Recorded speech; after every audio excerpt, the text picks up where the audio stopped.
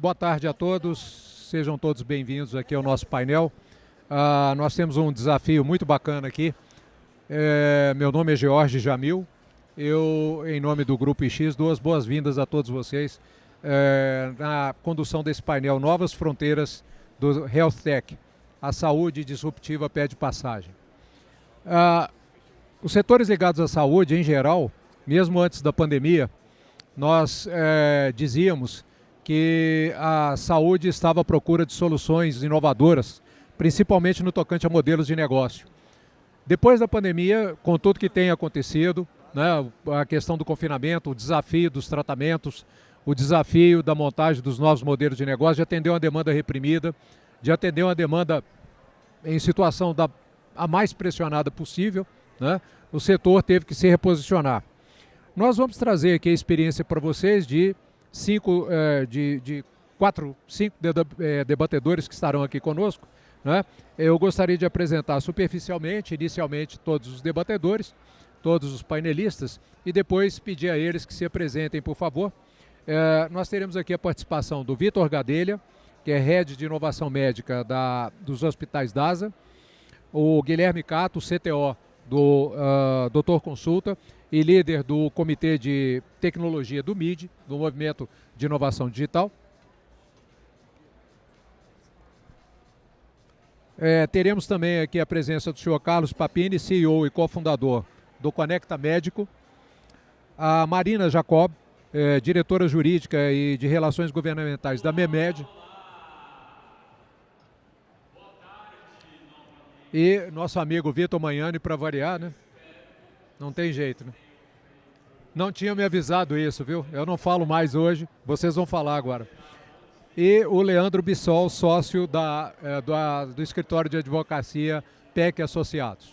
Eu queria pedir inicialmente que cada um de vocês fizesse a apresentação, começar lá pela ponta, por favor, e com a sua apresentação situar com relação ao tema inovação. Por favor, uma breve apresentação. Bom, boa tarde a todos, a todas. Sou Leandro Bissoli, sócio do PEC Advogados, escritório com atuação há mais de 20 anos em direito digital e inovação. E o tema Health Techs e a inovação no setor está no nosso DNA de apoiar as empresas atuando de uma maneira legal, correta. Não vou precisar falar de ética, porque aqui a gente está num setor que todo mundo, de um certo modo, atua do modo ético, mas trazendo um menor risco ou mitigando os riscos no que diz respeito à inovação na sua operação. E pensando nas instituições ou entidades que podem provocar as empresas, o judiciário, o setor mesmo, o regulatório de saúde e até o paciente em si, como é que a gente prepara as empresas para apresentar provas, evidências de que o ambiente em si é correto, a prova é apresentada de modo confiável, entre outras.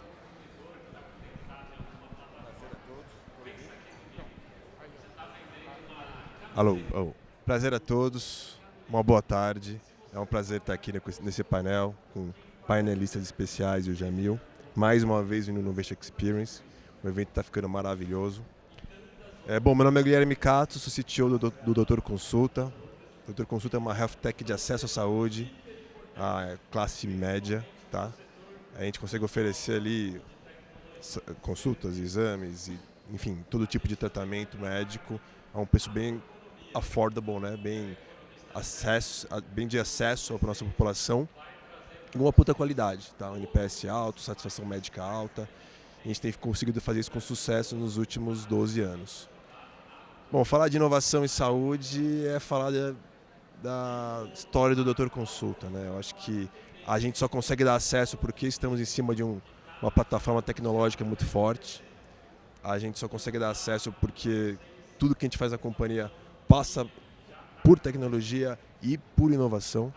Eu acredito que a gente recebeu muito investimento aí, principalmente de 2019 para frente.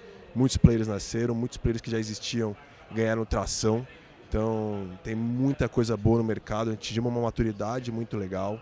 Então, o mercado está no momento de consolidação e de entender o que essas tecnologias que nasceram nesses últimos anos têm para oferecer. Então o momento é muito bom, tá, no Brasil, falando de health tech, de mercado de saúde com tecnologia.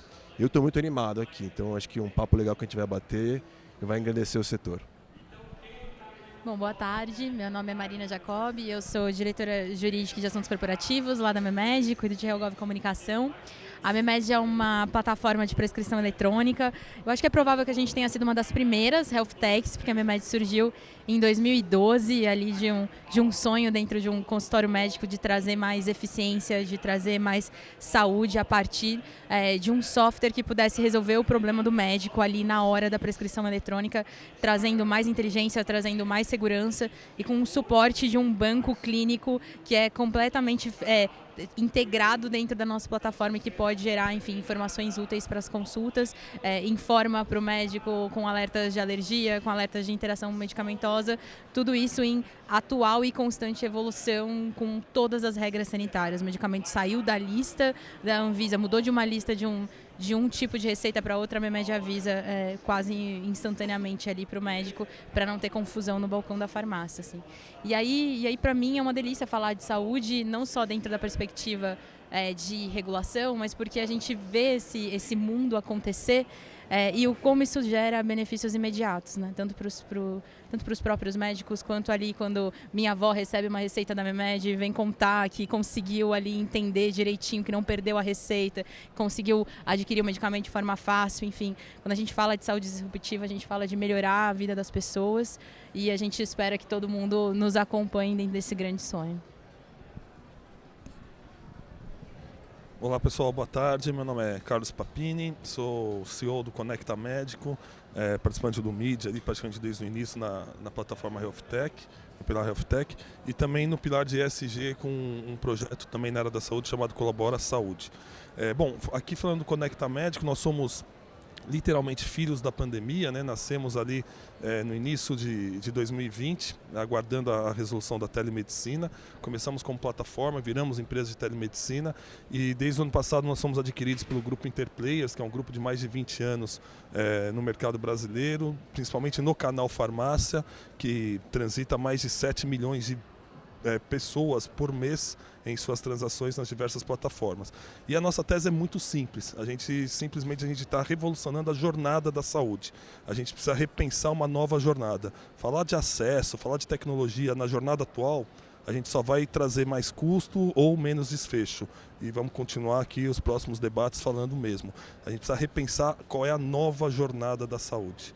A jornada atual ela exauriu e muito rápido e com pouco desfecho, com pouca valor de fato para quem interessa, que é o paciente. Então a nossa busca ali no grupo Interplayers é discutir essa nova jornada e hoje ter a oportunidade de falar de alguns pontos interessantes como a inserção, por exemplo, de farmácias dentro desse ambiente.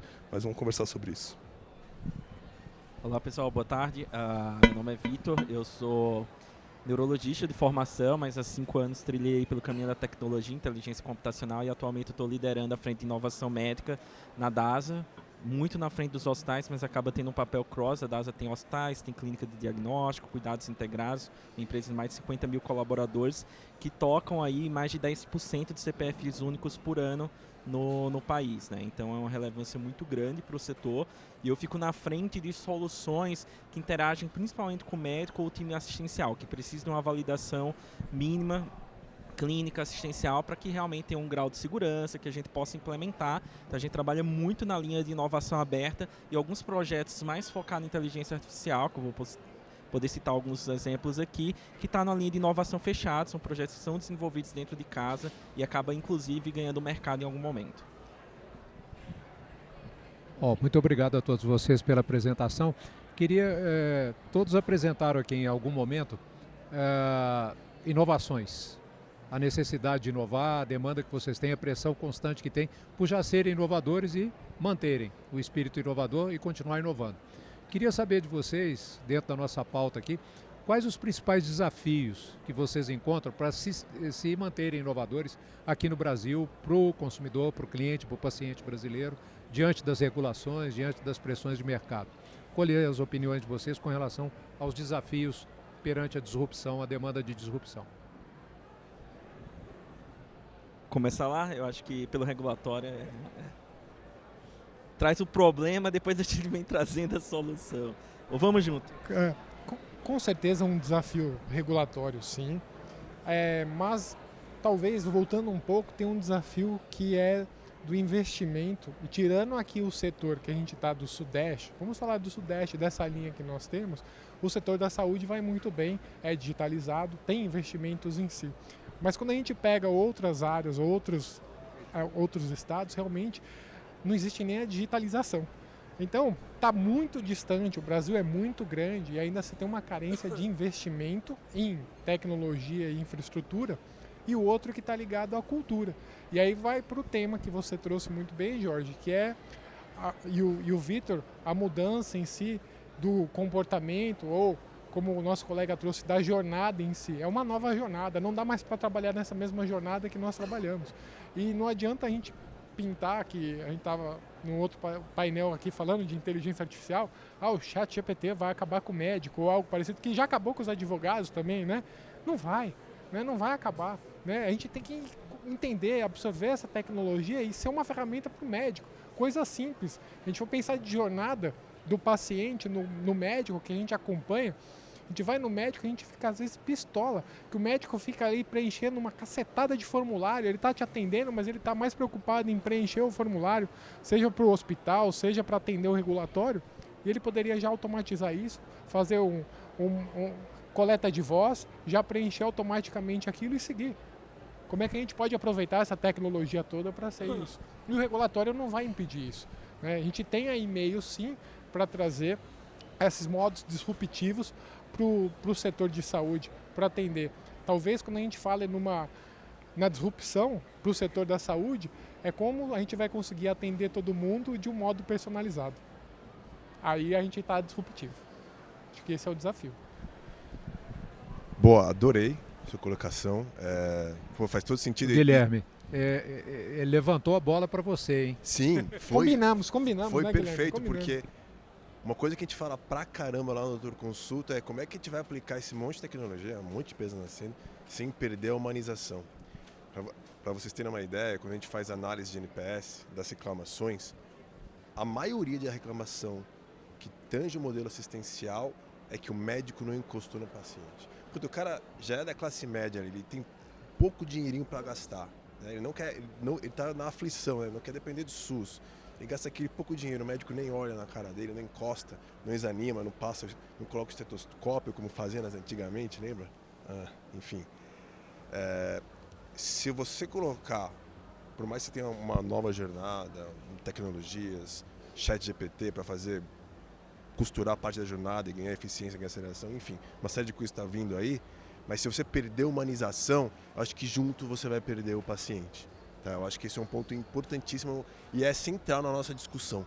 Como é que a gente vai evoluir, colocar tecnologia, ser mais eficiente para dar mais acesso, para conseguir escalar sem perder a humanização. Então o seu ponto é perfeito.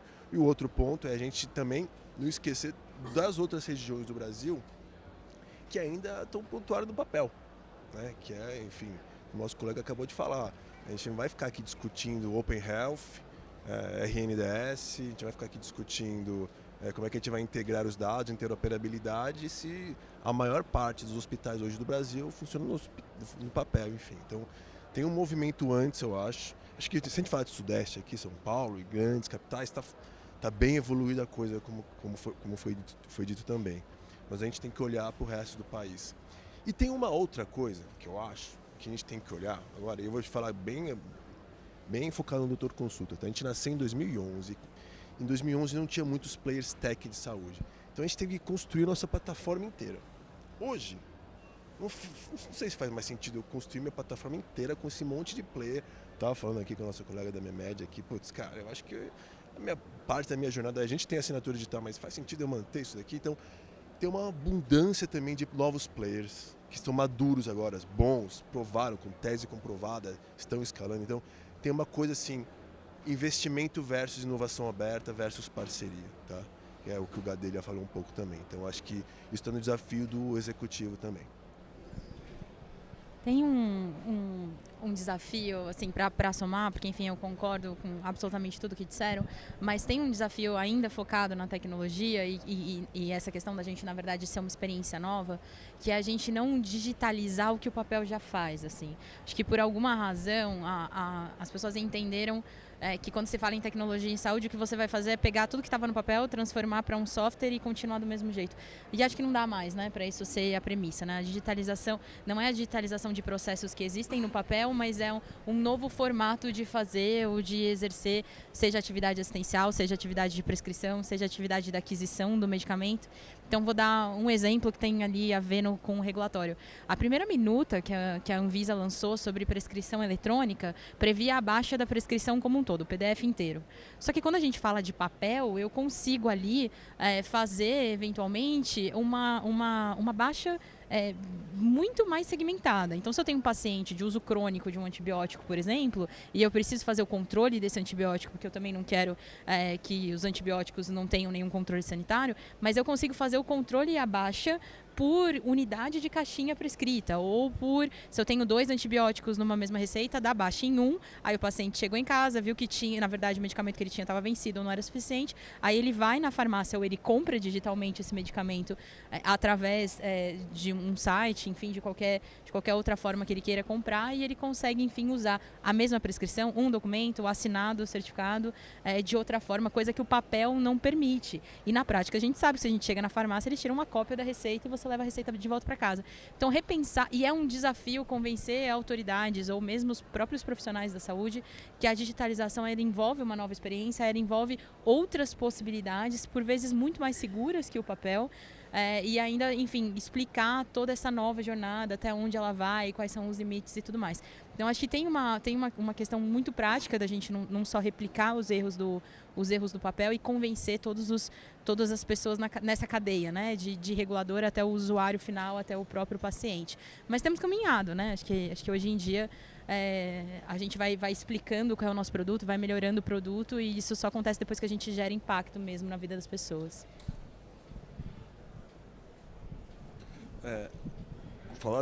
Acho que a gente tem que discutir primeiro as prioridades da saúde, né? Quando nós olhamos para onde está indo o dinheiro da saúde historicamente no Brasil, ele tem 70% concentrado no média e alta complexidade, porta de hospital, procedimentos super caros, e aí a gente não encontra mais dinheiro para trazer as inovações muitas vezes e fica um rouba-monte enorme. O colega comentou ali, a tecnologia hoje está disponível a qualquer um. Por isso que eu forço muito, que eu acho que a nossa grande discussão, para disrupção ou não, o que seja, é discutir qual é essa jornada que de fato vai ampliar. Por exemplo, a gente fala de ampliar acesso. É interessante. Você vai falar com o dono de plano de saúde, que são os pagadores, ou mesmo com o gestor do SUS, muitas vezes o que eles querem é bloquear acesso. Então, as agendas não são consistentes e não são congruentes, né? Então, como é que a gente muda esse eixo? A gente sai de um eixo de uma saúde ali 70% concentrada em a média e alta complexidade para uma saúde de fato preventiva que eventualmente vai gerar economia de atenção primária e que vai gerar dinheiro novo. E com esse dinheiro novo eu posso reinvestir. Então, eu mudo a porta do hospital de pronto atendimento para uma porta de hospital mais barata. Isso é você otimizar recurso, para além de tecnologia, só mudando a porta, que você até muitas vezes vai melhorar desfecho, né? Então, vou dar um exemplo clássico. A gente acabou de sair agora, foi aprovada há cerca de 10 dias atrás, uma resolução que estava ali desde junho, dos testes rápidos. Nosso colega do DAS aqui está acompanhando. São mais de 50 testes rápidos que hoje o usuário faz na farmácia, pagando 1/3 do valor, o mesmo teste que ele tem num grande laboratório. Isso é pensar disrupção.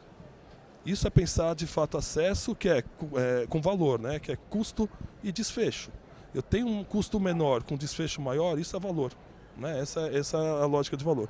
Então, na minha cabeça e na nossa empresa, a gente está pensando muito sempre nessa criação de valor. E automatizar processo, colocar digitalização, é tudo muito bem-vindo. A gente trabalha com o MEMED, somos parceiros do MEMED, super bem-vindo, mas a gente tem que se preocupar como é que a gente muda o eixo da saúde. Senão a gente vai estar aqui discutindo de novo com só 50 milhões de pessoas com plano de saúde, com mais de 130 milhões de pessoas que não têm acesso a nada na saúde, né?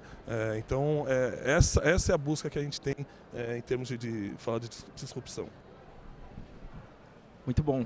Vou tentar trazer uma outra abordagem aqui para complementar, eu concordo com tudo que os colegas falaram, mas a gente tem um cenário atual primeiro, existe uma cultura para a implementação de tecnologia e inovação, que é um baita desafio. Então eu meio que vivo na interseção de vários pontos aí que vocês colocaram, né? Imaginando eu como agente de inovação dentro de uma grande empresa, tem que lidar com diretor de hospital, médicos, profissionais de saúde, com startups, com fornecedores. Então, como é que você faz para implantar essas tecnologias? E um ponto que eu queria colocar é mesmo as pessoas, né? Então, os early adopters na saúde, para poder ter essa adesão da tecnologia, eles não são fáceis de encontrar e muitas vezes essa é a primeira barreira de morte de vários testes de solução. Eu posso até falar como criticar a própria classe médica, mas o médico não é uma pessoa fácil, mas não é mesmo, tá? Ele é uma pessoa difícil de aderir a uma nova tecnologia e muito do nosso trabalho é inclusive mapear e chamar de champions as pessoas que estão aptas a utilizar. Então a gente tem campeões mapeados nos 15 hospitais para saber, cara, quando eu vou entrar com alguma coisa nova, para que lado eu vou. Então este é um ponto muito importante que é a cultura, a implementação e o segundo, eu acho que investimento sempre é complexo, principalmente nesse momento agora que a gente está na saúde, é um momento desafiador e muitas das soluções têm que provar retorno do investimento para se manter, tanto para a operadora, que é a fonte pagadora. Isso não é fácil de fazer em saúde. Clinicamente, existem trials que demoram 3, 4 anos para uma medicação dizer que realmente fazer ela, que custa 10 vezes mais que a terapia atual, ela vai ter uma economia de saúde. Então, é muito complexo, é um setor muito complicado e a gente lida com o desconhecimento, muitas vezes, das próprias pessoas, das startups, de entender um pouco o básico, que não é básico, de uma operação hospitalar ou em saúde. É muito complexo como as coisas funcionam, os contratos são complexos, então se o hospital tem 85% de ocupação, girar leito é bom, se o hospital tem menos de 85% de ocupação, girar leito rápido não é algo que traz um benefício para o hospital direto, então são muitos pontos e detalhes que as pessoas não entendem e a gente acaba caindo muito no fake ROI, é o retorno de investimento fake. Vou dar um exemplo só para a gente começar aqui um debate, tá? Existem muitas soluções que otimizam o trabalho da técnica de enfermagem, que é uma pessoa muito sobrecarregada hoje.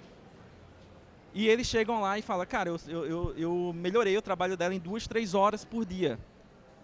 Mas o que ele não entende é que a gente precisa de uma técnica para 2 leitos de forma regulatória, então isso nunca vai mudar. Então essa economia é uma economia fake, que no meu painel no final do mês vai cair a mesma coisa. Isso é constante, então a gente tem até um processo educado do ponto de vista corporativo e de negócios e startups, e isso está ganhando maturidade para saber como, de fato, trazer um retorno para o investimento. Então, 2 pontos é cultura de implementação e pessoas, e o outro é de entender mesmo o negócio e de investimentos nessa área. Ok, muito obrigado a todos. Acho que é interessante que já emerge para quem está participando aqui do painel, como o setor de saúde, é exemplo de outros setores, tem contribuições para dar para qualquer tipo de modelagem de negócio, para qualquer tipo de segmento, né? É exemplar. E justamente agora vou lançar o desafio e começar ali com o Leandro, que eu acho que é o começo devido, inclusive, para a gente discutir a questão de segurança e privacidade de dados, né, nesse ambiente. Estou falando do Leandro porque ele representa um dos maiores, se não o maior escritório de advocacia do país, né, que tem uma grande experiência na questão legal, inclusive, contribuindo até mesmo para a formação do Código Legal da LGPD, né, que rege basicamente, né, a gestão, a privacidade e a segurança de dados em todo tipo de corporação, em todo tipo de negócio. Mas no caso da saúde, é o caso, mais uma vez, né, a situação exemplar, né, de mercado. Queria te ouvir a respeito, justamente para puxar o assunto para os demais, porque você aqui traz uma ótica diferente, a ótica exatamente do código legal, da apreciação legal. O que você vê que são as principais questões que uma health tech, né, deve observar, da sua experiência, tem observado, não tem observado, quais seriam suas reflexões nesse sentido, por favor? Bom, obrigado, Jorge, pela introdução do tema do LGPD. O que nós observamos, a gente passou por algumas centenas de projetos de conformidade em muitos do setor de saúde e nos assustou. Nos assustou no que diz respeito à maturidade das empresas e das pessoas em controles de segurança. Muito baixo.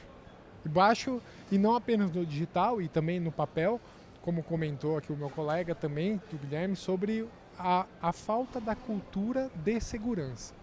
Você traz a falta de uma cultura de segurança do ambiente que é complexo em processos regulatórios e assim por diante, burocracia.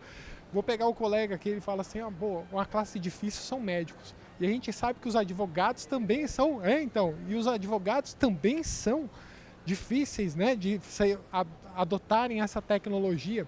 E realmente, né, os médicos até então estavam discutindo sobre ainda certificado digital e assinatura, e assim, biometria e qualquer um monte de coisas que você trazia como facilitadores para o dia a dia ou para a rotina ou para trazer mais segurança para ele. Então, maturidade muito baixa de segurança. A LGPD veio e falou assim, olha, a régua mínima é essa aqui. Se você não atender, eu vou penalizar, vou responsabilizar. Por outro lado, não foi difícil pensar em adoção do lado deles, sem pensar no investimento, porque o regulatório já era alto. A profissão já carecia ou já trazia embutido a confidencialidade, o sigilo profissional. Então não foi difícil incutir tanto a cultura, né, do tipo, olha, esse dado é sensível, é um dado pessoal sensível, isso aqui é, vamos dizer, radioativo dentro da companhia. Então, vamos tratar com cuidado.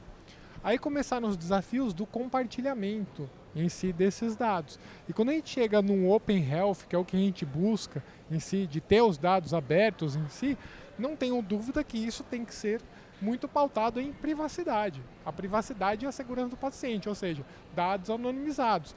Grandes iniciativas do governo já saíram, os dados abertos do SUS, tem uma consulta pública agora também falando sobre a atualização do formato dos dados abertos. Isso vai dar insumos para uma série de health techs, trazer painéis, insights, ideias em si, né, sobre a evolução. Mas realmente a cultura do setor da saúde, muito baixa em segurança da informação, estão investindo muito. Se você olhar, algumas já foram até penalizadas pela própria Autoridade Nacional de Proteção de Dados sobre a inexistência de controles de segurança. A gente acha que está seguro, mas não está. Eu gostaria justamente dos demais aqui, que são empreendedores, né, estão no mercado, de verificar qual que é a sua apreciação com relação ao atendimento da legislação, né? A opinião do Leandro ali foi a opinião do legislador, do profissional da área de legal, né? Aí vocês, como empreendedores, eu acho que seria interessante trazer o ponto de vista de vocês como empresários. Bom, primeiro, muito legal as comunicações do Leandro, são super pertinentes. Cara, LGPD aqui, eu vou falar bem visão de tecnologia, até que é a minha role ali no Doutor Consulta. Eu acho assim uma bênção, né? Várias coisas são uma bagunça ali em Brasília, né? Eu acho que essa foi uma coisa bem feita, muito bem feita, tá? Mas que vai exigir maturidade e investimento que é lógico que o grau de maturidade é baixo, porque vai demorar. Acho que é uns 5, 10 anos pra gente ficar igual a galera da GDPR tá. Então eu acho que, mas é um processo, eu acho que é super legal, eu acho que tem muito desafio interno. Eu vou falar que na área da saúde, porque não é só ver os dados clínicos de um paciente, mas eu fazer gestão populacional, gestão de crônicos, gestão de pós-alta de algum tipo de cirurgia. Muitas pessoas, em vários momentos da cadeia de entrega do valor da saúde e assistencial, vão ter acesso aos dados, que tipo de pessoas pode ter, enfim, acesso a qual dado, como é que eu vou tomar conta de um cara que foi atendido por um médico, operado por outro, e vai fazer um acompanhamento com o outro, como é que é esse compartilhamento entre sistemas de dados, entre parceiros, porque parte da minha jornada eu resolver com parceiro, eu vou precisar mandar esses dados com parceiro, eu vou precisar avaliar, vou precisar fazer uma avaliação de LGPD dos meus parceiros, isso é uma responsabilidade minha agora. Então essa é uma complexidade que eu acho que está baixa no mercado ainda. Brasil, mas eu acho que em saúde muito ainda, porque tem esse lado que tinha muita coisa feita no papel, e eu acho que a Marina aqui foi super feliz no que ela falou. Não adianta a gente pegar e digitalizar o que faz o papel e achar que resolveu, porque não resolveu, porque no fim é muita coisa, é o processo que vai ter que ser mudado para a gente ficar aderente, principalmente à legislação que tange a privacidade. Então, o que eu acho, tá? Que o setor, ele passou por uma primeira onda de amadurecimento, apanhamos várias empresas levaram, tá, notificação, e, enfim, foram até multadas, e, enfim, num momento super delicado de pandemia que teve, enfim, uma infinidade de grandes ataques hackers. Então acho que passou assim uma impressão de que a gente estava, sei lá, não estava fazendo nada, mas no fim as empresas estavam fazendo muito, mas patinando muito. Acho que agora a gente começou a entrar no eixo, entendemos que é LGPD, entendemos o papel dos processos, pessoas, tecnologias, DPO, o que a gente tem que fazer, responsabilidade. As pessoas aderiram, não viram mais como um processo chato. E o principal, tá? Acho que deixou de ser um tema hiper mega burocrático e uma caixa preta e todo mundo entende o que é agora. E qualquer nova iniciativa, pelo menos eu vejo na minha empresa, né, que eu trabalho, nas empresas que eu tenho contato, qualquer nova iniciativa que já nasce com esse conceito na pauta número 1. Eu acho que esse é o primeiro grande benefício desse novo momento. Assim. O que está antigo, o que foi feito, vai levar um tempo para adaptar, mas o que é novo a gente já tem que fazer do jeito certo. Eu posso furar de novo, só trazendo um ponto, só pegando o gancho, eu tô furando, né? Questão de ordem, questão de ordem. Advogado gosta de falar, não tem jeito. Mas, e aí, trazendo aqui o pessoal que está acompanhando e está nos escutando, e aí pegando o que o Guilherme trouxe também, porque aquela hora eu levantei a bola para ele, agora ele trouxe ela de volta. Mas a LGPD, e para as empresas que estão ligadas ao setor de tecnologia, ela é uma excelente oportunidade. Quando a gente pensa em, tipo assim, ela tem desafios? Tem, governança, cultura, tecnologia, mas ela é uma excelente oportunidade do quê? Tirar quem não deveria estar no mercado e está, e colocar boas práticas e padrões para todo mundo. E não pensem, mas eu estou no setor de saúde, LGPD é um negócio complicado. Não, não é. Não é complicado. Se fizer o jogo, trabalhar direito as regras em si, você se destaca, você vai estar no mercado. Não é um impeditivo de negócio, muito pelo contrário, um dos princípios da LGPD é gerar inovação.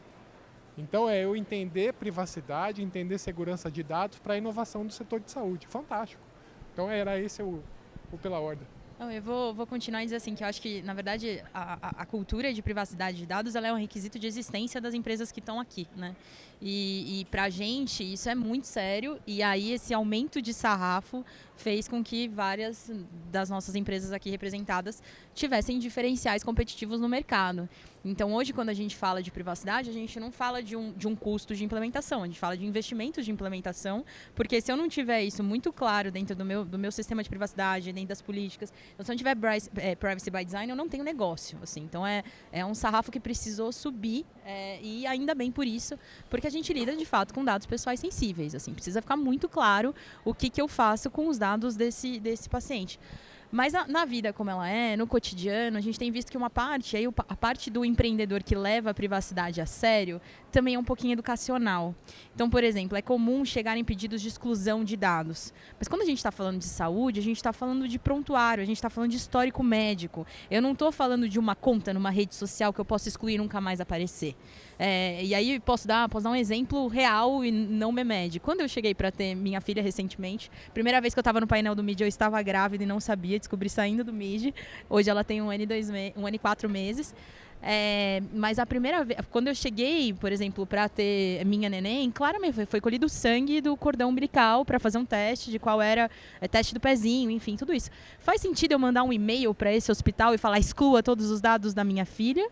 Ou será que aquelas informações de prontuário eletrônico são necessárias para se daqui a algum tempo ela precisar desses exames, independente do resultado do teste do pezinho, de tipo sanguíneo e tudo mais? Será que esse conceito, e sei que a gente vai conversar sobre isso em algum momento do histórico de privacidade, falando sobre prontuário, será que essas informações, por exemplo, da minha filha não precisam estar ali por um período para além de 20 anos, que eventualmente é a guarda do prontuário eletrônico de saúde? Então, assim, acho que partindo como premissa que privacidade é algo a sério e é algo que a gente tem que partir dali, eu acho que é muito importante esse papel educacional da gente contar para as pessoas que eu não sou uma rede social, eu sou uma empresa de saúde, e tem coisa que não é a partir do consentimento, mas tem coisa que a base legal é outra.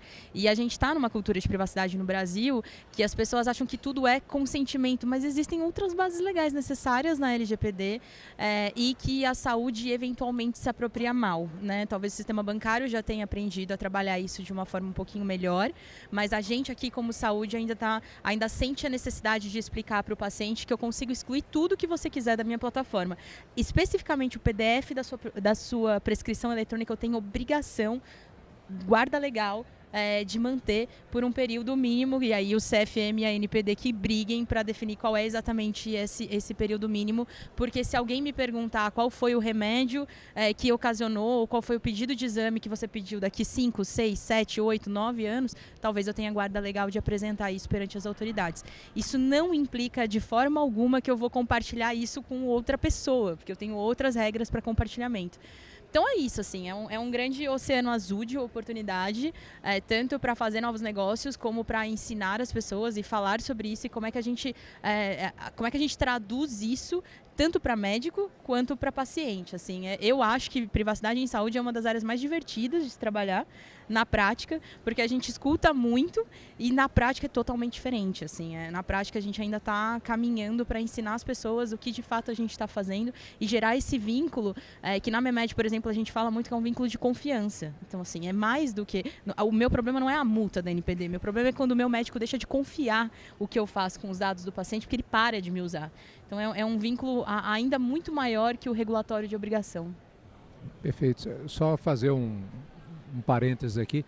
O propósito do painel acho que fica totalmente atendido ao permitir que players da área de saúde, né, empresas, empreendedores, legisladores da área de saúde tragam suas experiências.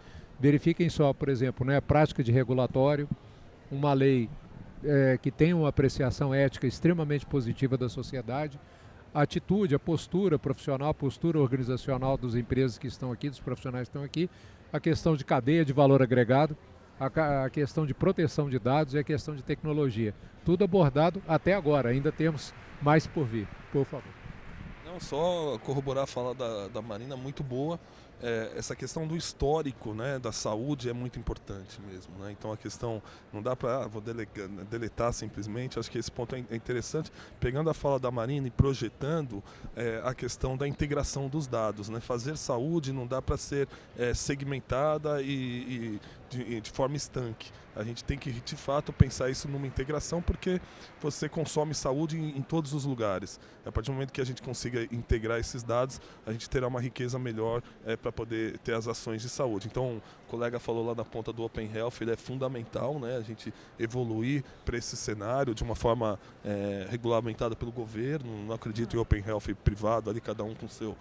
Tem que vir isso legislado pelo governo, mas eu acho que estou muito dentro da fala da Marina. E só tomar cuidado com os tais analytics, né? Porque virou uma febre, o cara monta startup, que de onde você vai remunerar? Uma parte minha é no analytics, na informação. Aí vai ver o cara, né, ele quer abrir todos os dados, não tem noção. Então, assim... Analítica quem tem que fazer é um médico ali, num olhar clínico. Eu acho que o DASA vem fazendo isso muito bem, tem experiências fantásticas de análise preditiva. Então, eu acho que olhar nesse aspecto e não só do aspecto comercial ali. Eu acho que o que a gente precisa entender é que, assim, vou tentar fazer um gancho, tá, dos modelos de saúde. A gente tem um modelo de saúde chamado subjetivo, a gente passou para um modelo chamado medicina baseada em evidências, que é o modelo em vigor atual, onde a gente considera o profissional de saúde, o prestador, o hospital, a clínica, e a evidência científica ficou muito em voga ali na Covid, que é o nível de evidência que eu tenho para fazer uma determinada intervenção no paciente. Um problema muito grande é que a medicina baseada em evidências, ela tem como teto ali as meta-análises. E como é que ela funciona, tá? É um conjunto de estudos que eu separo 500 pacientes para dar farinha, que é o placebo, 500 pacientes para fazer uma medicação, por exemplo, a aspirina, e eu tenho uma pergunta que é para saber se esse paciente não vai ter AVC novamente. E no final a gente tem uma análise estatística que culmina num P, é um númerozinho que a gente vê, e esse P ele nunca é zero. Por que ele nunca é zero? Porque fazer uma intervenção para um paciente nunca vai ser uma verdade absoluta para esses 500 que receberam essa medicação. Então a gente vê que 350, 400 deu certo, e 150 deu certo com a farinha também. E excelente, isso colocou a medicina onde está hoje, atualmente, é excepcional. A gente evoluiu muito de 1980 até hoje. Só que a próxima etapa de modelo de saúde, que é a medicina personalizada, a base dela é o que a gente está falando aqui, que são dados. E é complexo. A medicina personalizada, ela passa de tratar grupos de 500 que receberam farinha e 500 que não receberam, fizeram uma cirurgia, uma intervenção, e tenta chegar em você. O que é melhor para você com 72 anos que mora, tem essa condição socioeconômica, código genético e tal, que vai... Qual é a melhor medicação? A gente chegou num momento de confusão que a gente sabe nem a dose. Para você ter noção, profilaxia secundária, para evitar AVC. Quem já teve um AVC prévio, a gente sabe se é AS 100mg, 200, 300, ticagrelor, copidol... A gente não sabe. Por quê? Porque agora a gente precisa descer ao nível de indivíduo. E como é que faz isso? Isso tudo começou na genética. Então, eu pego dados genéticos, são dados semi-estruturados, são fáceis de treinar ali modelos preditivos, são os algoritmos de inteligência artificial, onde eles tentam pegar um banco de dados gigantesco, e o dado genético é super sensível, eu consigo chegar em você, porque é um dado único para cada pessoa, né? E aí você cria modelos preditivos para saber a chance de você ter Alzheimer, ter hipertensão, ter diabetes, baseado num conjunto de uma amostra populacional. Só que o passo que a gente começa a andar agora, e é por isso é tão importante isso, a gente tem alguns exemplos, a gente tem trabalhado também nisso, é o que a gente chama de gêmeos digitais, e está muito ligado a você juntar, é um conceito da engenharia, você juntar de forma multimodal vários tipos de dados. Então eu pego genética, imagem, prontuário eletrônico, dados de laboratório, e a partir desses dados eu tento predizer de uma forma mais precisa o que é melhor para você de fato, né? Então, você tem um determinado tipo de câncer de mama, com um marcador genético X, um marcador oncogenético do câncer Y. Qual é o melhor tratamento para você? A tamoxifeno, qual é a melhor medicação para você? Então, a gente precisa andar nesses modelos e é tão importante que os pacientes passem a confiar nisso, porque a gente precisa dos dados deles para a gente poder criar esses modelos. Imagina, eu não dou o meu dado, e eu tenho, sei lá, eventualmente um câncer de próstata e vou precisar desse algoritmo lá na frente, mas eu não dei meu dado. Será que eu posso ser beneficiado? Então tem muita discussão ética em cima disso, mas você... Então todo algoritmo que você tem que criar tem que ter uma proposta de valor muito clara. O que a gente está querendo fazer com ele? E a gente precisa dos dados, então a gente precisa que isso esteja uma base muito sólida para a gente poder dar o próximo passo na medicina, que é a medicina personalizada. Já existe, tá, pessoal? Já existe muita coisa, muito bacana, mas que realmente a gente tem um mar... assim, um oceano azul de oportunidades para a gente dar esse próximo passo. Então, eu queria complementar aí a importância dessa base aí de privacidade regulatória em cima dos dados, que sem eles, se isso virar uma bagunça, que é aquele negócio, né? As pessoas podem usar para o bem ou para o mal.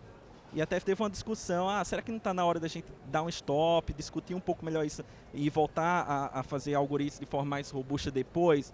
E o que levantaram é, cara, as pessoas que vão fazer pro mal, elas vão continuar fazendo pro mal do mesmo jeito. A gente só vai parar com que as pessoas que fazem pro bem tenham ganhado essa curva de aprendizado ao longo do tempo, né? É isso. Mais uma vez, muito obrigado. Experiências muito ricas. Baseado aqui na minha amostragem, eu sou moderador aqui do painel, na amostragem da riquíssima fala e densa fala de todos aqui, nós estamos chegando na reta final do painel. E aí eu queria propor para vocês, eu vou costurar duas perguntas do programa que nós temos aqui. Queria saber de vocês, agora trazendo mais uma vez para a experiência que vocês têm, o que detectaram de mudança no comportamento e no relacionamento comportamental com o paciente? Quais são as experiências mais valiosas que vocês detectaram mais recentemente, que provocou a inovação, né, que impulsiona, é um fator que impulsiona a inovação, a pressão de mercado. E diante disso, qual seria a inovação dos seus sonhos? Qual que é uma intenção estratégica que você possa comentar nesse momento da sua organização, do seu trabalho com relação aos pacientes? Eu vou começar agora pelo Vitor, nós vamos fazer o caminho inverso. Boa, eu vou tentar dar 3 exemplos rápidos, tá? Que são coisas sensacionais que eu acho que a gente tem feito e demorou para a gente chegar nesse nível de maturidade. É um algoritmo em 3 lugares do mundo chamado aceleração de ressonância. Então a gente fez dentro de casa o que é um algoritmo de aceleração de ressonância. Um exame de ressonância de neuroeixo, que a gente chama aqui do sistema nervoso central, pode demorar em 30 a 40 minutos. Então é um algoritmo que a gente consegue acelerar em 45% esse tempo. E é sensacional, porque o paciente que ele tem claustrofobia, isso é comum, ele passa ali 18, 15 minutos, ele volta a fazer, tem paciente que precisa fazer todo mês, por exemplo, a cada 3 meses. Ele volta e quer fazer com a gente, porque a gente faz um tempo muito menor. Do ponto de vista de negócio, eu faço overbooking, então eu praticamente ganho uma receita incremental a um custo praticamente zero, porque depois que o algoritmo está feito, pessoal, acabou, é uma fórmula que cabe no teu pendrive. A um custo praticamente zero, imagina empresa com 160 ressonâncias, o que eu não tenho de retorno de investimento, né? Então é bom para o profissional de saúde, porque ele quer que o teu exame saia mais rápido, ele pede, ele quer hoje. É bom para o paciente que ele faz mais rápido o exame e é bom para o prestador, porque ele acaba tendo um retorno de investimento maior. Segundo, a gente passou a processar todos os laudos com alterações. Então a gente criou mais de 50 algoritmos de processamento de linguagem natural, onde a gente encontra termos, tipo ChatGPT, mas alguma coisa mais simples, que já tem um tempo que a gente fez isso, é outra técnica, onde a gente encontra todas as alterações possíveis dentro de exames de imagem que um paciente eventualmente pode ter. Então, às 2 horas da manhã, mais de 10 mil laudos são processados, por exemplo, tem uma alteração na mamografia, que é um score que a gente chama BIRATS, por exemplo. Se está 4, que o próximo passo na cadeia é fazer uma biópsia, de manhã essa informação cai para uma central de médicos, a gente chama o núcleo de assessoria médica, então são mais de 10 médicos em diversas especialidades que ficam vendo esses painéis em nível de gravidade e eles ligam, entram em contato com o profissional que solicitou aquele exame para a gente fazer e acelerar essa cadeia. Então a gente sai de um tempo médio entre o início dos sintomas ou o início da pesquisa até o tratamento de 55, 60 dias, às vezes para 13, 14 e uma média de 18 dias. Então a gente muda completamente a rotina falando isso em câncer de mama. Outro exemplo rápido aqui para finalizar. O médico do pronto-socorro não sabe ver eletrocardiograma, são aqueles tracinhos. Então a gente fez um algoritmo em parceria com a startup para fazer uma interpretação desses tracinhos, que é complexo, são mais de 130 doenças possíveis naquele determinado eletrocardiograma. E cada doença pode levar para uma linha de cuidado diferente. Inclusive, a gente salvou um paciente de 15 anos que tinha uma chance de ter uma morte súbita lá em Brasília. Isso foi matéria de reportagem. Então, a gente passou a ver todos e diagnosticar e laudar todos os exames que passam. São mais de 6 mil exames que passam nas portas de entrada dos nossos hospitais. E, com isso, a gente conseguiu identificar os gaps de cuidado e de rastreio, que é um protocolo que a gente deveria fazer, mas acaba não fazendo. E a gente pega essa oportunidade para identificar alguma patologia crítica para o paciente, e se ele tem, a gente entra em contato com eles e faz toda a rotina para, de fato, dar o cuidado assertivo para esse paciente. Então, esses são alguns dos exemplos que a gente tem feito, mas tem muita coisa por vir. O meu sonho é chegar nos Digital Twins, acho que é o próximo caminhada, porque tem inteligência artificial multimodal, que é uma técnica específica que está muito a vigor. O MedPalm 2, da Google traz isso já no seu paper. E, cara, a gente vai ver isso acontecendo ainda em vida, e eu acho que é o mais motiva hoje. Eu posso dar diversos exemplos em neurologia que a gente tem trabalhado. Então, é isso aí. Olha, ouvindo você falar, eu estou convicto que eu chegaria aos 120 anos, porque muito legal, muito bom, né? É muito promissor aí o que a gente olha para a saúde. A gente tem uma tese ali, olhando para esse lado das mudanças e quase aspiracional, que é de fato, como eu falei no início, né, é mudar essa jornada para uma jornada da atenção primária, inverter o eixo financeiro do sistema que está no médio e alta complexidade, para investir na baixa complexidade e evitar, né, ou postergar esses casos mais caros, vamos dizer assim, custosos, vamos dizer, nesse sentido. E a tese nossa é uma coisa simples, né? A gente já está avançando muito rápido, que hoje no Brasil nós temos um paciente, né, uma farmácia para cada 2.300 habitantes. E nós temos uma UBS para cada 13 mil habitantes. Existem 90 mil farmácias hoje no Brasil, 96 mil farmácias, nós temos 70 mil conectadas a nós, e dessas 70 mil nós já temos 20 mil farmácias fazendo o que a gente chama de farmácia clínica. Farmácia clínica, o farmacêutico ele faz toda uma parte de anamnese, toda a parte de screening ou até diagnóstico com os testes rápidos, ele consegue acionar um médico à distância por meio de teleinterconsulta, e com isso você consegue, a gente tem N casos já de desfecho em regiões carentes com ausência de unidades básicas de saúde, mas que tem uma farmácia. Então, isso na nossa visão é uma grande revolução, que a gente vai gerar desfecho com a melhor relação de custo, e ao término, né, a gente está criando valor dentro do sistema de saúde num olhar de atenção primária. Acho que assim, a gente tem grandes sonhos, mas eu vou tentar contar um possível aqui, que até a gente estava conversando com o Vitor antes do painel, que tem uma coisa assim, a gente gostaria muito que o médico, na sua plena autonomia, prescrevesse o que ele acha que é melhor, e não porque ele não conseguiu retirar um bloco de talionário azul e amarelo para fazer um tarja preta. Então, assim, acho que o grande próximo passo, né, é que a experiência digital ela seja completa, né, e completa independente do medicamento, independente da necessidade de rastreio. A gente tem receitas digitais hoje bastante difundidas, né, a Memed faz 4 milhões de prescrições mais ou menos por mês, mas essas receitas elas são receitas brancas, receitas de controlado, receitas simples. A gente tem um grande sonho aspiracional de conseguir emitir inclusive os talionários azuis e amarelos para conseguir fazer um rastreio melhor das prescrições de tarjado preto, né? Então a gente fala assim que, poxa, se tem um médico que atende em telemedicina, ele precisa mandar um motoboy ou precisa mandar uma receita por correio, é algo que dói no nosso coração, sabendo que a gente já tem tecnologia suficiente para conseguir fazer esses números que precisam vir, né, de uma vigilância sanitária ou do Sistema Nacional de Vigilância Sanitária, e depois devolver para que você tenha um rastreio de fato desses produtos controlados. Então, assim, isso é imediato. E aí a próxima ponta, que é, poxa, eu fiz uma telemedicina, por exemplo, com o meu psiquiatra, ele tem ali um tarjado preto prescrito para uma pessoa, por exemplo, que sofre de convulsões, o próximo passo é ele conseguir receber o medicamento em casa. O sistema precisa fazer sentido, né? Ele pode receber aquele medicamento com todo o controle necessário, com baixa automática na vigilância sanitária. Então, assim, esse ponta a ponta da emissão da prescrição do profissional da saúde para eventualmente ali o farmacêutico verificando todos os requisitos também de uma forma tecnológica, a vigilância sanitária recebendo essa informação automática.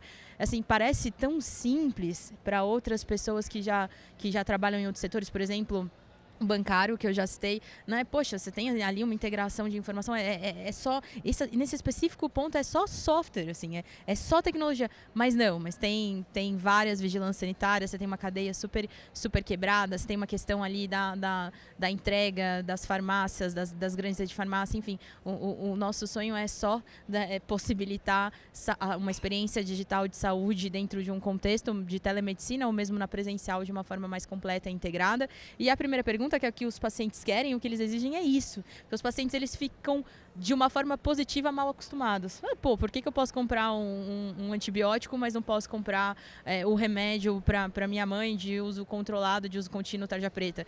E não é porque eu não quero dar, é porque a legislação ainda não deixou, porque na prática ainda não pôde. Então é isso, assim, é um pequeno sonho, mas a gente chega lá. Marina, posso só fazer 30 segundos? Adoro essa sua tese, porque o digital dá muito mais controle e rastreabilidade do que o modelo atual, que tem que fazer carbonado, etc.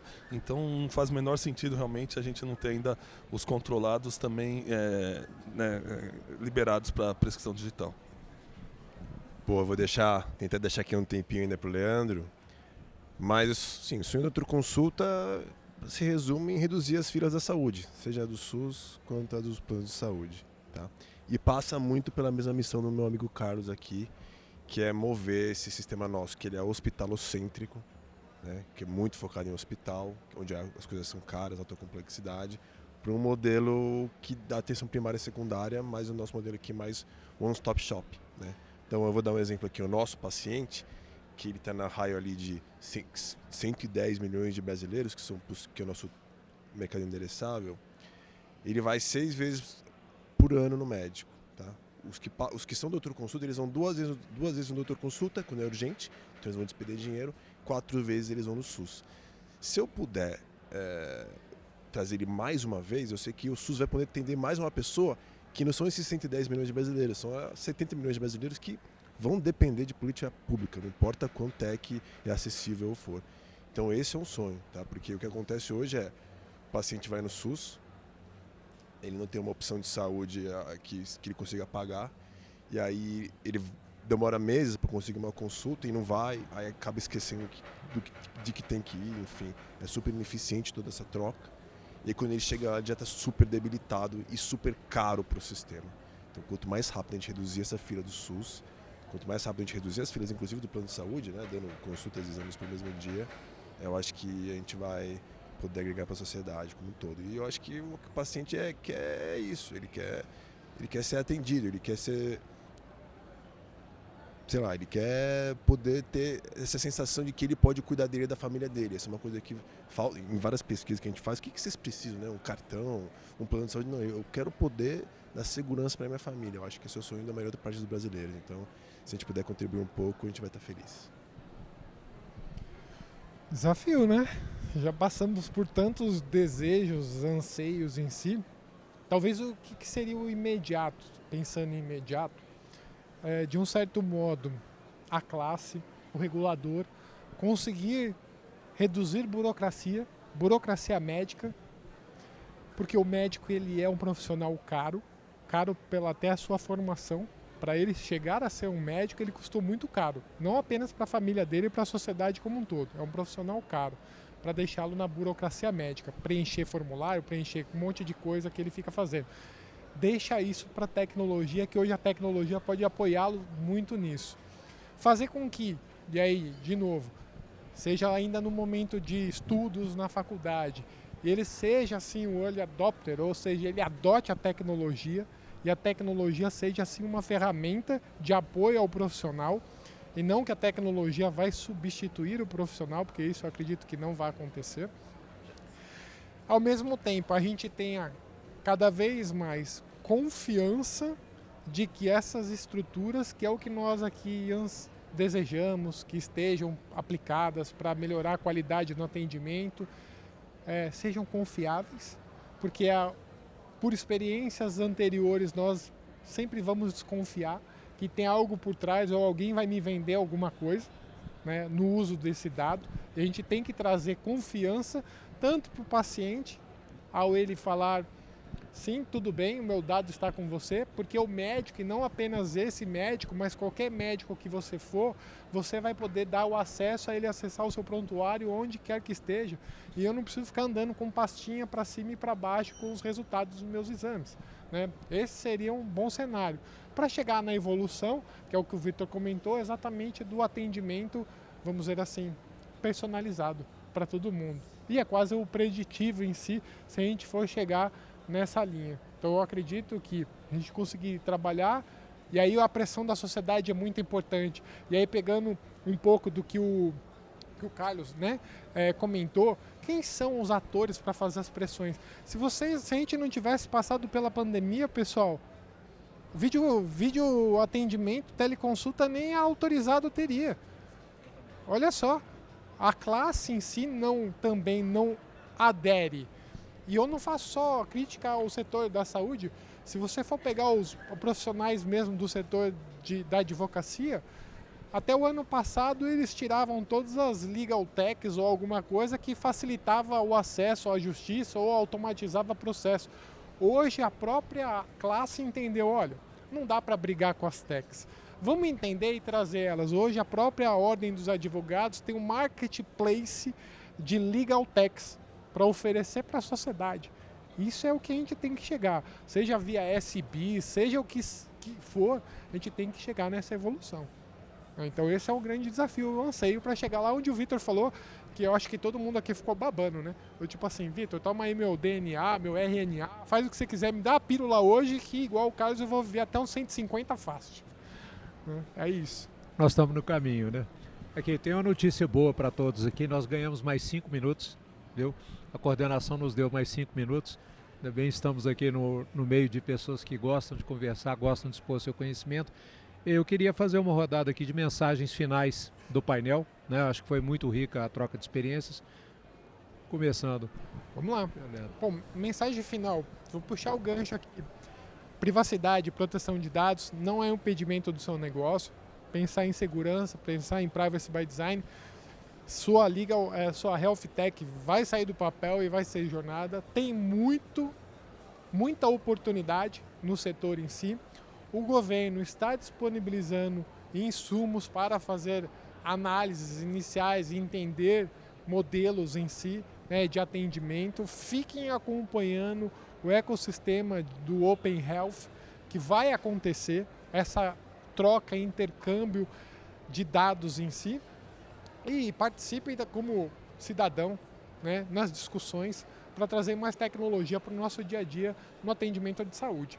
Acho que isso é muito importante. E quem atua na área, cuidado com a fricção, né, no atendimento do paciente, né, no atendimento de um laboratório. Né, não precisa apresentar ou preencher 50 mil consentimentos, né, Marina? Você estava falando de consentimento, não precisa preencher 50 mil fichas. Né? Tem outras hipóteses legais de tratamento que a LGPD também permite.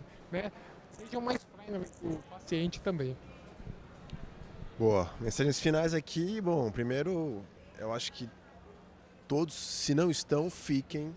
O momento do mercado brasileiro de saúde e tecnologia é muito bom. Mas é maravilhoso. Assim. A gente está surfando uma onda e eu diria que não é qualquer país que está no nosso nível aqui. Né? Eu acho que, Open Health, dados abertos, vai acontecer, seja por autorregulação, seja por top-down do governo. E, cara, vai ser assim... meio que as coisas estão prontas, né? Estão meio que prontas, blockchain, o RNDS, ConnectSUS, DataSUS, está tudo meio que pronto, só esperando isso. Então vai vir uma onda bem forte, vai vir rápido. Eu acho que para quem está na área, nós aqui, né, que estamos sim, nas associações, falando com os players, tem muito player maduro, tá? Então vale a pena olhar para fora, inovação aberta e parceria. Tem várias... o que a gente vem observando é que tem muito player resolvendo pedaços específicos da jornada. E isso é um tiro de canhão para quem está short em investimento, o teu dinheiro está caro, assim, Selic, o Private Equity saindo dos investimentos. Então, você pegar e tentar resolver tudo vai ser um grande erro. Então, fiquem atentos, tá? Então, o mercado recebeu muita grana. Começou a cair agora os investimentos na área de health tech, mas ainda tem muita coisa boa se consolidando principalmente, tá? E nunca esqueça da humanização, tá? A gente faz muita pesquisa com o paciente, principalmente com os 160 milhões de pacientes que não têm plano de saúde. Eles exigem muita humanização, isso não vai acabar, por mais que você coloque qualquer tipo de tecnologia. Acho que como palavra final, e eu gostei muito da fala do Cato, assim, que é esse momento a gente passou, e confesso que eu estava com medo das regulações temporárias da Anvisa caírem todas num sentido muito negativo, né? E estava com receio das pressões dessa onda contra o telemed e tudo mais, porque se a gente tivesse se falando há 5 meses atrás, ou há 6 meses atrás, talvez um ano atrás, parecia que o boom da saúde digital foi por conta da pandemia e acabou. Assim, não, acabou, agora as pessoas não querem mais telemed, as pessoas não querem mais receita digital. E aí acho que agora, esse ano, a gente já sabe que não acabou. Pelo contrário, acho que as pessoas se convenceram de que tecnologia e saúde é algo para consulta presencial, é algo que, na verdade, ele melhora o atendimento e o contato humano. Se eu facilito a vida do médico ali enquanto plataforma de software, não quer dizer que o médico vai atender mais gente, vai correr mais. Não, quer dizer que o tempo que ele tem para consulta, ele vai tocar no paciente, ele vai ouvir o paciente, a gente vai melhorar a prática clínica. Assim. E acho que se a gente tem isso como premissa, a gente tem um propósito muito grande para a inovação. Né? A gente tem um propósito de disrupção na saúde que vai muito além de encher o bolso do dinheiro do investidor. Pode ser que isso faça parte, mas a gente tem aí um propósito muito maior, que é de fato revolucionar o sistema, pensando em saúde e pensando no paciente como centro de todas as nossas soluções. Assim, né? E aí isso vem com tudo junto, vem com colaboração com outras empresas, vem colaboração com o governo, e é isso, né? que a gente chegue daí adiante. Rapidinho aqui, só reforçar, né, a visão é o sistema de saúde atual exauriu, o plano de saúde está quebrado, o SUS não dá conta, tem 130, 160 milhões de pessoas que não conseguem nem acessar o SUS e não tem plano de saúde. Problema simples, né, e a gente precisa discutir todo esse tema. Se a gente discutir esse tema com a jornada antiga, a gente só vai aumentar o problema e só vai gastar mais dinheiro e não vai gerar desfecho. A gente tem que mudar o eixo da jornada e mudar o eixo fluxo do dinheiro. Então, assim, para quem vai empreender, para quem está empreendendo, o convite que eu faço é esse. Vamos pensar juntos como mudar o eixo dessa jornada da saúde e conseguir com isso dar mais acesso com desfecho e sustentabilidade. Né? Rapidamente, eu acho que é isso, são problemas muito complexos e a gente precisa de soluções extremamente inteligentes para solucionar esses pontos da cadeia. O brasileiro ele é muito criativo e para quem vai entrar nisso, é um apelo inclusive que eu faço, desçam em profundidade nos problemas que existem nas portas das hospitais, das clínicas de diagnóstico, porque hoje muita solução é muito voltada ainda algumas coisas para telemédia, algumas coisas para gestão de saúde populacional, você vai nos eventos e eu estou ávido por soluções que cara, tá caindo 50 milhões ali por mês por causa de uma coisa simples. Né? Então, assim, quem for entrar nisso, faça uma pesquisa de fato, entre nos hospitais. Então, a gente precisa entrar num segundo degrau de soluções que a gente não tem no Brasil, tá? São soluções que estão em pontos específicos da jornada, que ainda bem dentro mesmo de hospitais que a gente não tem nem para quem impedir. É impressionante, assim, o tamanho da oportunidade. Bom, a todos vocês, muito obrigado. Uma salva de palmas para os painelistas. Muito obrigado pela contribuição.